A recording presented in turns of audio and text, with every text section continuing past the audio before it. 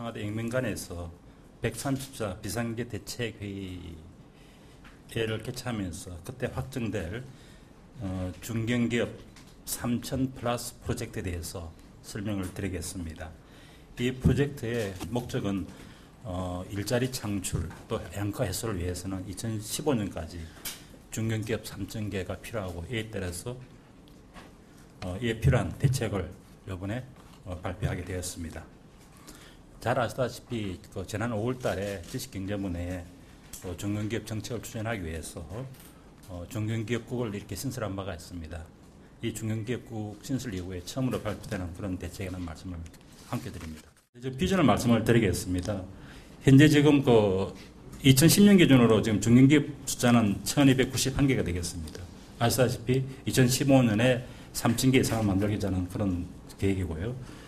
이렇게 되면은 중견기업 일자리는 2010년도에 80만 개 정도가 됩니다만은 2015년에는 120만 개로 해서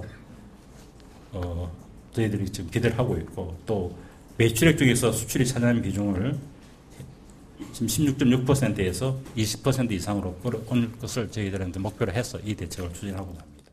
중견 중소기업 성장 애로를 최근에 조사한 바가 있습니다. 여기 보면은 전문 인력 확보, 조세 혜택 감소, 그다음에 자금 조달 곤란, 하도급 보호 장치 등이 배치되어 있는 이런 어려움들 성장 애로를 이렇게 지적한 바가 있습니다. 이번 대책도 이러한 기업의 현실에 맞추어서 대책을 마련했다는 말씀을 먼저 드리겠습니다. 이 주요 내용을 말씀을 드리면 크게 한 서너 가지 꼭지가 있습니다. 하나는 중소기업에서 중견기업 성장에 따르는 핵심 부담을 완화를 하는 방안.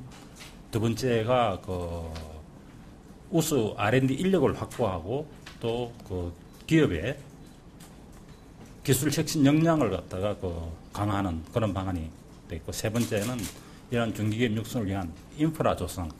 크게 보면 한 세 가지로 이렇게 나눠볼 수 있습니다. 먼저 중소기업에서 중견기업으로 성장에 따른 핵심 부담 완화에 대해서 말씀을 드리겠습니다. 가업성계 부분에 있어가지고 전문기업 육성과 고용 안정을 위해서 현재 매출 1,500억 이하 기업에만 적용되던 가업성계 상속세 공제를 2013년 내년부터는 2,000억 이하까지 확대될 계획입니다.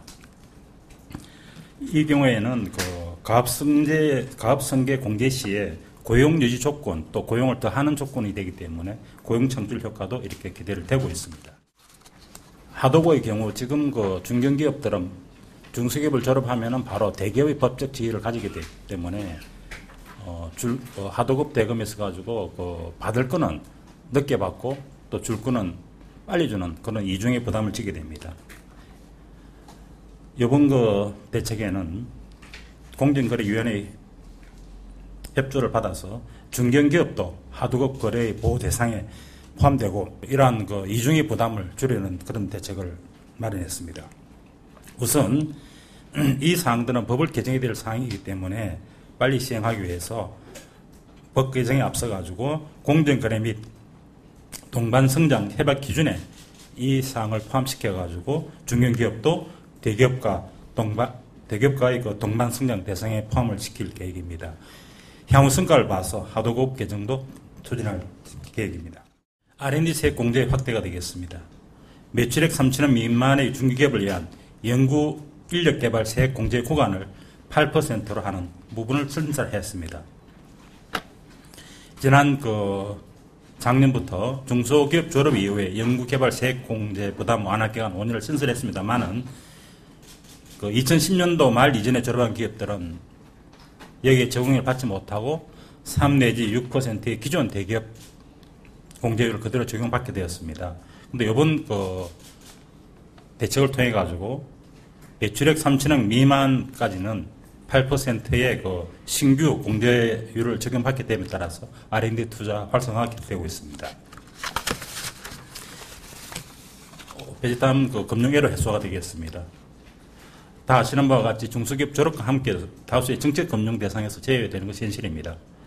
이를 보완하기 위해서 산업은행과 정책금융공사 등의 을 통해서 중견기업의 자금 공급을 확대할 계획입니다.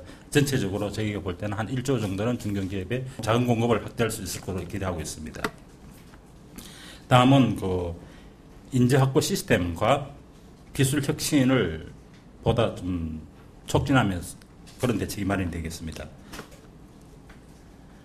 중소기업에서 중견기업이 커면서 가장 큰 애로사항은 아마 인재 확보가 아닌가 이렇게 생각을 합니다. 기존에 창업 당시 인재를 가지고 어느 정도 성장을 할 수 있지만 추가적으로 중견기업 이상으로 크기 위해서는 창업 당시 인력보다는 보다 더 핵심 고급 인력이 필요하다는 것이 이구동성으로 제기되고 있습니다. 이를 위해서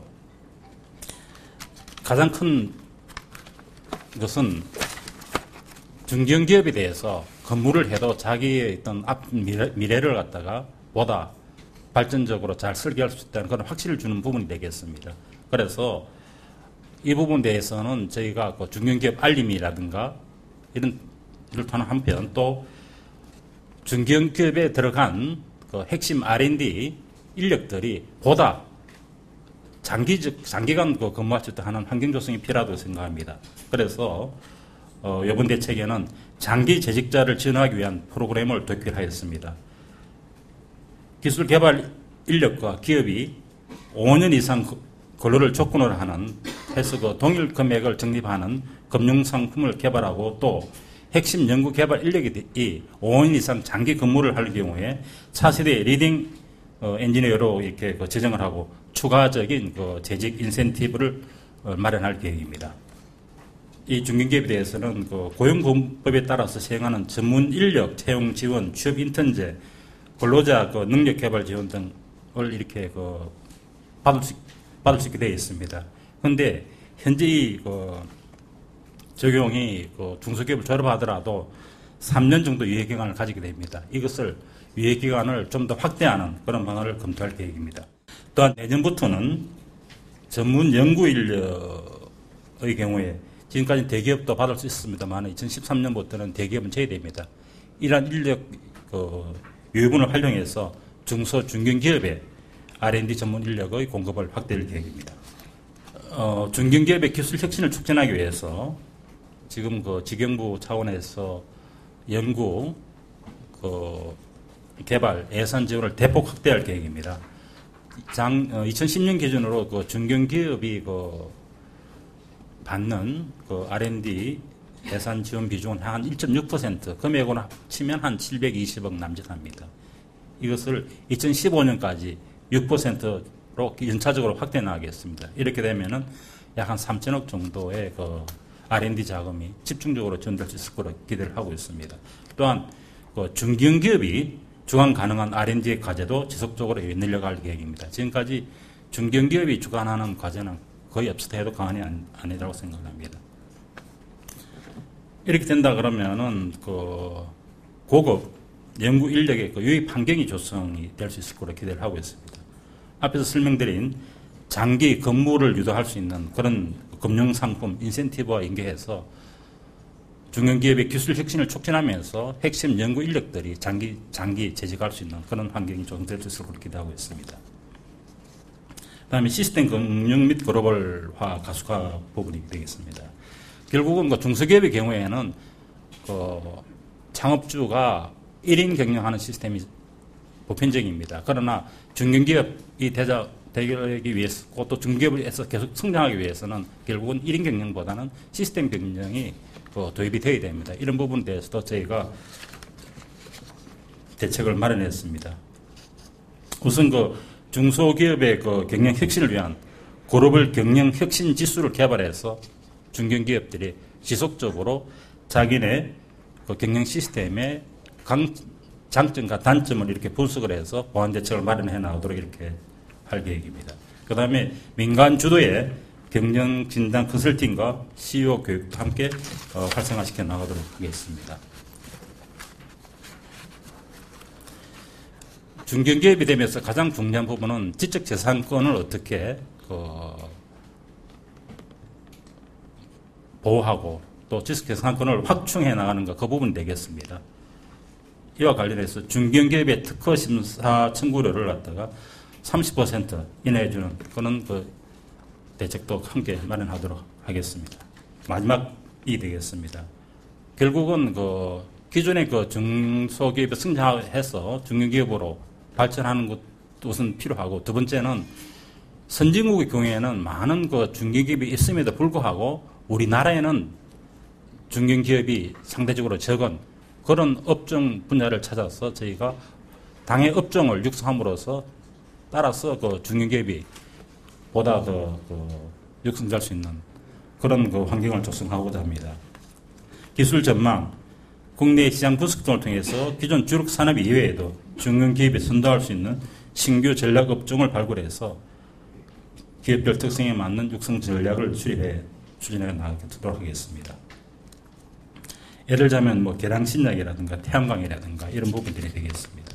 그 다음에 또 잠재적인 중견기업 군을 육성하기 위해서 현재 추진 중인 광역경제권 선도 사업이라든가 지역 특화 산업 등과 연계하여 광역경제권별로 특성에 맞는 유망 중소 중견기업을 선정하여 지역 스타 기업으로 이렇게 육성해 나가도록 하겠습니다.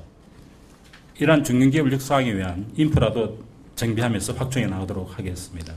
기업의 애로 해결, 연구조사, 정책개발 등 중견기업 육성 지원을 위한 전담 창구로 중견기업 육성 지원 센터를 금년도에 설치할 계획입니다. 이와 함께 지역별로는 광역선도사업지원단, 또 기업성장지원팀 TP에 있습니다. 이를 통해서 지역 차원에서 육성 시스템을 정비를 하고 또 업종별로는 각종 업종별 협회라든가 대기업, 출연연을 통해서 또 업종별로 발굴 육성하는 시스템을 갖추도록 하겠습니다. 이와 함께 민관 협의체를 통해서 중견기업의 어떤 그 잠재적인 그룹에 대해서 집중적인 지원을 할 수 있는 시스템도 함께 구축해 나가도록 하겠습니다. 아울러서 현재 지금 그 시행 중인 법령이라든가 정책 지원 사업 등을 검토해서 기존의 대중소기업의 그 이분법적인 체계에 중견기업 개념을 지속적으로 확산해 나갈 계획입니다. 또한 그 중견기업 지원 대책이 이렇게 지원 시책들이 쭉 확대됨에 따라서 대상 기업들이 중견기업 확인을 손쉽게 처리할 수 있도록 중견기업 확인 제도도 함께 운영할 계획입니다. 중견기업 확인 제도는 강제적이나 의무적인 것은 아니고 자기가 지원 시책을 받기 위해서 확인을 해주는 그런 절차를 간소화하는 그런 제도가 되겠습니다.